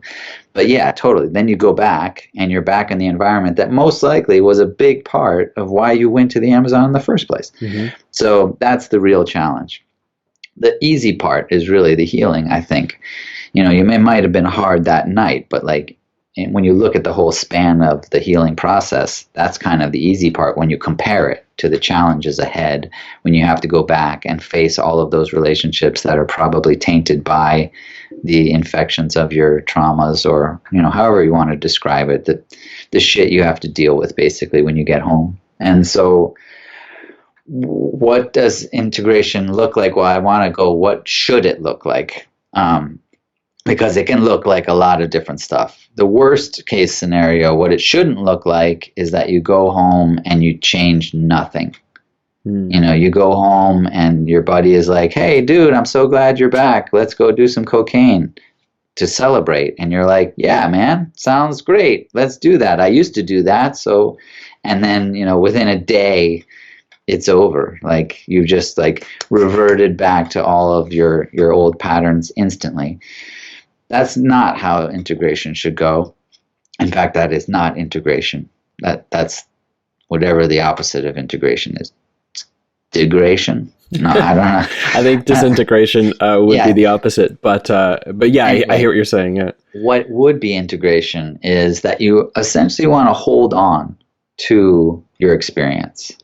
And so there are methods that help you to hold on to your experience. One of them would be to certainly like not just try to preach to the world, but just kind of stay in your lane, like just do the things that you want to do. Have a practice. That to me is the most important. And it's not that important what that practice is, although I do think that like retreats that offer meditation or that offer yoga or that offer, some sort of practice that can be continued when you go home are helpful, because you can create a connection between, like, say you meditated every day during an ayahuasca retreat. Now you go home and you sit down to meditate. Well, now you're not just meditating. You're also maintaining the reality of the healing that you experienced. It's always going to like be a reminder of what happened. So it's going to help to focus that. So having some sort of discipline or practice, or even if it's just it doesn't have to be something that you did during the retreat. It can be something that you're just going to start, where you decide that every morning you're going to wake up and make a particular juice. Like you're going to, now every day I'm going to make a ginger beetroot elixir juice or something. And when you're making it, it also like reconnects you. You're making it because you made that decision during this retreat as the result of this process that was a transformation for you. So you're connecting it, and so if you can have a few of those, that's awesome, because you're going to be able to keep that practice in. So I think a great one is to have it be something that you do like as part of a ritual before you go to bed, and perhaps part of a ritual when you wake up. Those would be the like kind of key points, I think. So when you wake up, make a particular kind of tea, maybe do some yoga or do a meditation, or do, even if it's like have a plant, like buy a plant and take care of that plant. But all of it is kind of tied to this intention. So you're like, hey, I'm coming back home now, and I'm going to buy this plant, whatever it is. It doesn't even matter what the plant is, but hopefully the plant has some semblance of meaning as well, to deepen that connection. Maybe you're going to buy a San Pedro cactus, or you're going to buy a flower that, you can buy a brugmansia or something that they sell here that they also have down there. And you're going to take care of it. And so as you're like taking care of this plant, each day you water it, each day you like look at it, you check it out. It's again like connecting you to this change that happened. And so all of those to me, and spending time in nature for sure. Like go if you put more hikes in, or if you have a garden to tend, or even if you just have a backyard and you want to hang out, like go like connect with those plants again. Just go and be with the nature. And because all of that like can help to keep you in that space that you were in when you made those realizations, and they can all keep real. Something that we do in our programs, we take pictures of people like throughout the process. At the end you get a USB stick that has those pictures, and sometimes if you're like having a tough day, you can just go home and like look through those pictures again, remember like, oh yeah, that did happen, I remember. And we also make audio recordings of all the ayahuasca ceremonies that you attend during a program. So you get that on your USB stick too. So you go home, you had a tough day, you're feeling maybe weak or something, put some headphones on, listen to one of the ceremonies. Maybe there was one ceremony where you really had the biggest transformation during your time, and listen to that ceremony again.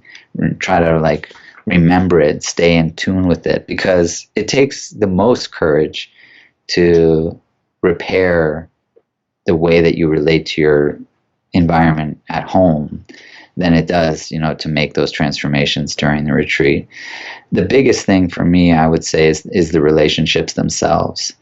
I think that a lot of times people, myself included, you like realize what you've had with your relationships with your mom, your dad, your brothers, your sisters, your friends, your partners, your like everyone, you during a transformative healing process, you're like, oh my God, like our relationships are messed up.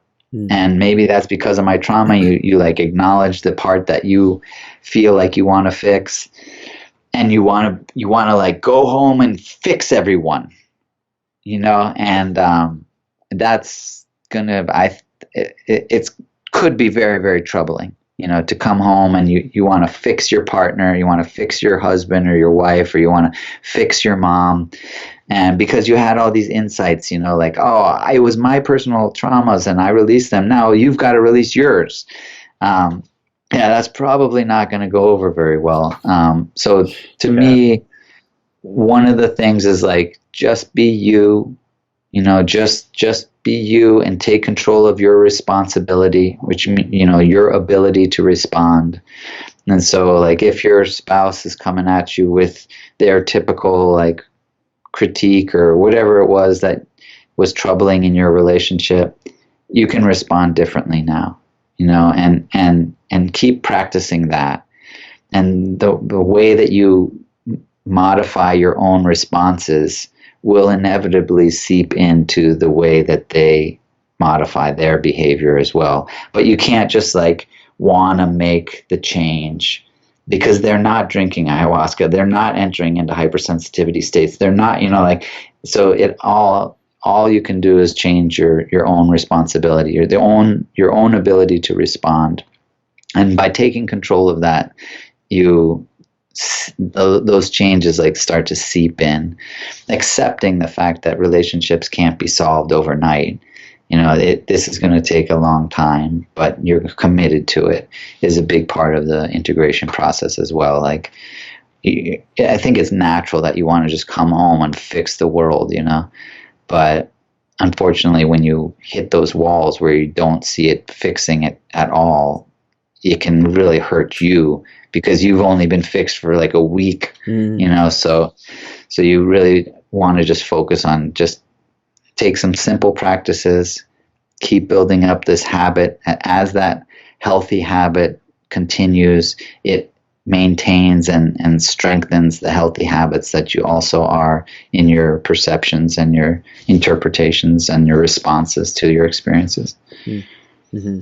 Yeah, I had this sense of the metaphor of like setting a bone or something. Like the bone is set, but it's not like you can go running yet. And also another sort of like hurrah for relational context coming in for me there. So closing out, why don't you give us the heads up? Like, what happened with this research? What were you looking for, and what were the results? Yeah, well, first of all, I should pretext. I built the center. Like, I just kind of, like, the way I look at it, I just followed the directions. Somebody contacted me, said, "We'll give you the money to build a research center if you will do it." I said, "I will do it." They gave me the money. I built the research center. In the middle of that process, a psychiatrist named Simon Ruffle came and did a retreat. He started to talk to me about how great it would be to do research. I said, "Well, I'm building a research center." And he said, "Okay, awesome. Let me see what I can do." He collaborated with a psychologist named Nigel Netzpan. Shout out to both Simon and Nigel, who are amazing people, because they then put the grant proposal together for the NHS. They're both doctors for the National Health Services of the UK, and they got the grant to do the research. So it's not so much me. I hosted the research. I provided the curandero and all the staffing and all the participants to the program, to the research project. But they're the ones that are actually doing the research, and they were joined by Weifeng Sang. Shout out to Weifeng also, who did a lot of the data analysis. And so this is their research. But of course, I feel very close with them. They're very good friends of mine, and we talk a lot about the research. And I have a couple of slides of the research that they were able to provide. So this is just like a simple example of their study on depression. Right here, you can see that the markings that they have, I'm not totally familiar with, but there was a scale of 15 rating prior to a retreat, which then was reduced dramatically, and then after 6 months, an even further dramatic reduction within global distress, which is like a secondary function of depression, but more like external, maybe in the relational context. There was a similar drop, although it did have a slight uptick when 6 months later, after they returned home, which I think is understandable.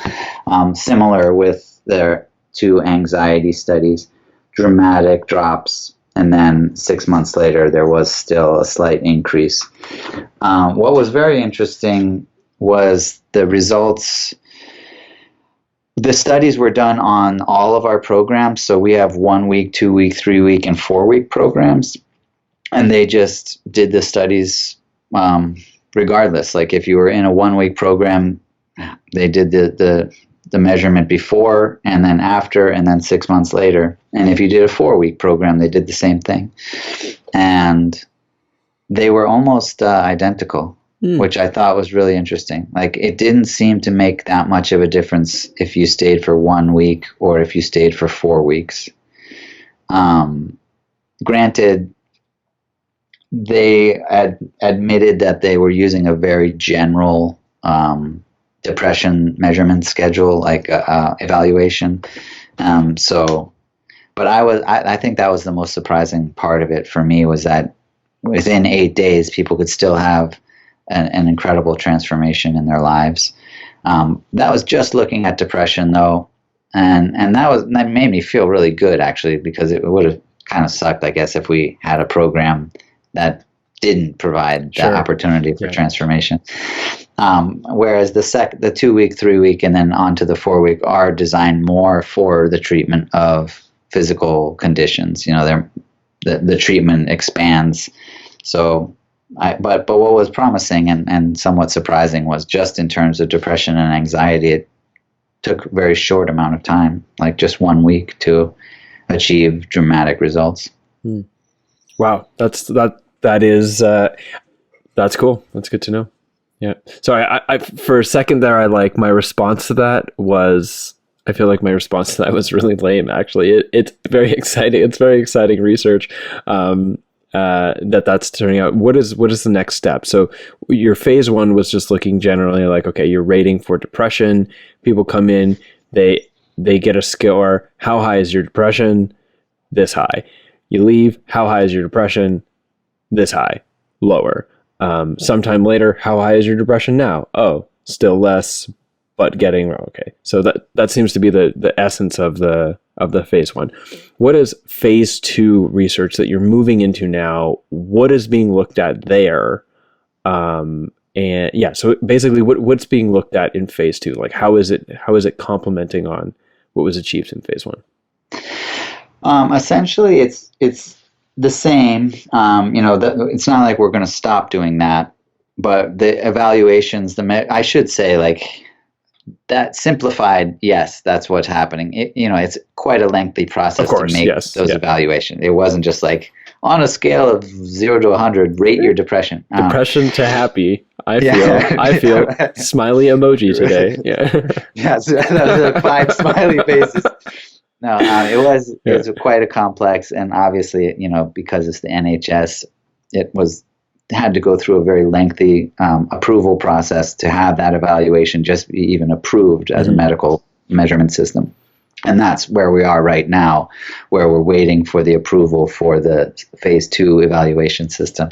But that system the epigenetic part of that, there were 2 markers that were being looked at, which were specific to depression and anxiety.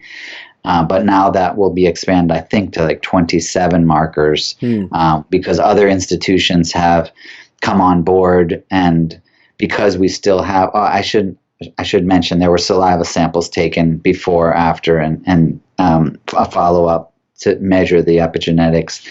And so because we still have those samples, it's actually quite easy to go back and just analyze, looking for more of the genetic markers, which that will happen. And then phase 2 will begin to look at a lot more of genetic markers. So autism spectrum will be looked at, some of PTSD, like some of the other elements that correlate to the same concepts, psychological and psychiatric issues. But then there will be like some physical, I guess they're also psychological, but chronic pain will be a measurement now. So the same idea where people will give a measurement of the level of pain that they experience, and then before and after. Of course, pain, is something of a psychological issue as well. Our determination about how much pain we're in. And I think that's about it in terms of the expansion, but it's essentially taking that study and expanding it to look at more aspects of psychology, and then entering into the chronic pain, you could say maybe is starting to enter into the physical. Mm-hmm. Well, that's exciting. Do you have a sense of when that research is going to be available? Oh, so it's only just starting soon. Do you have a sense of what the timeline will be and when people might be able to hear about the results? Yeah, phase 1 is essentially finished because we've made changes to the evaluations now. So there's a clear distinction between the 2 studies. So phase 1 is complete. There won't be any more data added. It's all been analyzed and correlated and sent out to the journals for publishing. So essentially we're just waiting for those journals to make a decision. That's kind of like a back and forth with how the results are being interpreted or presented. But hopefully before April, there will be at least 10 journals publishing varying results, or different categories within those results. And then April will start phase 2. And well, most like the plan is phase 2 will just be ongoing, of course, unless we decide to change the evaluations again. But and so most likely there'll be a point where at maybe like 100 participants, they'll decide to release the results, but then it will just continue. Obviously, the more and more participants in the study you have, the better the results.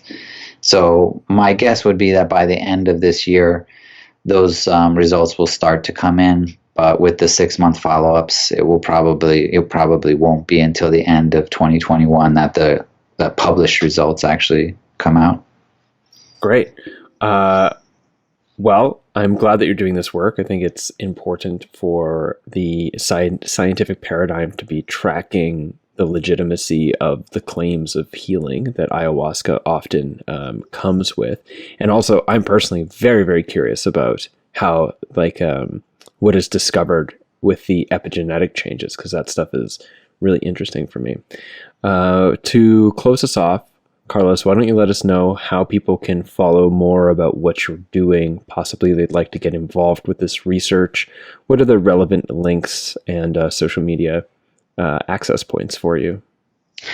Right. Well, I'm the program director of the Ayahuasca Foundation. So you can visit our website, ayahuascafoundation.org, or look for us, Ayahuasca Foundation Retreats on Facebook, or Ayahuasca Foundation on Instagram, Ayahuasca Found on Twitter.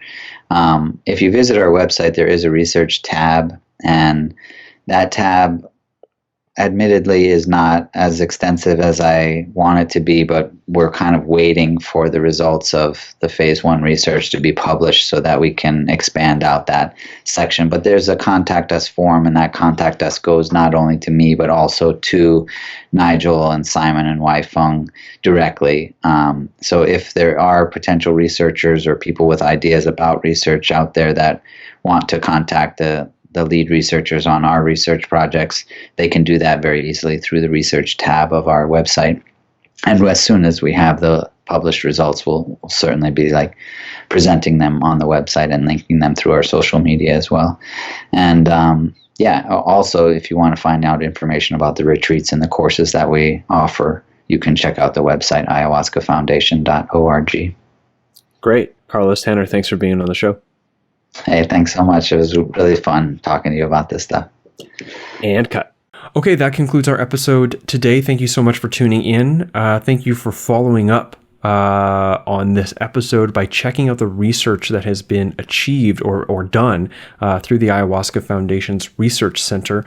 Like he had mentioned, the research tab at the ayahuascafoundation.com is where you'll find that. And since this episode was recorded quite a while ago, the page that you will find there is more substantial than he described it as previously when you as you just heard him describe it. So check that out. Links to that are in the show notes to this episode, as well as links to where you can find the Ayahuasca Foundation on social media. If you enjoyed this podcast, please give it a like, share, subscribe to the show, all the social media involvement stuff that you are familiar with. Do that to stay up to date. As some of you know, I'm involved less and less on social media. I do engage in discussion on the subreddit around these episodes when that discussion comes up. But I'm really less and less involved in social media. And I'm not entirely certain that, if you're following me on social media, that actually means you see anything, because I don't try to service the algorithms in order to get attention. Because I feel like in order to do that, I would be distorting my integrity.